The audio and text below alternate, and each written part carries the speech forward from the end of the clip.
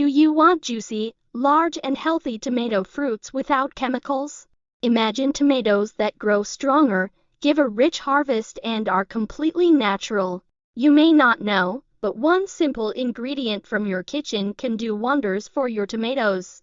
Friends, we are glad to welcome you to our channel, so subscribe, it's completely free.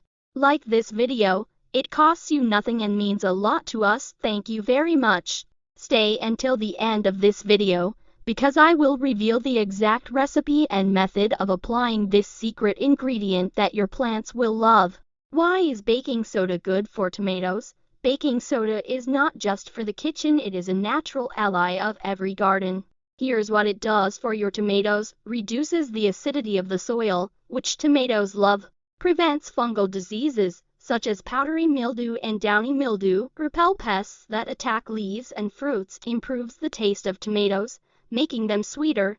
This is a recipe that your tomatoes will love. Take 1 tablespoon of baking soda, 1 liter of water. Mix well and use once every 10-15 days by watering around the roots. The results will amaze you. You can also add a little milk or chamomile to enhance the effect.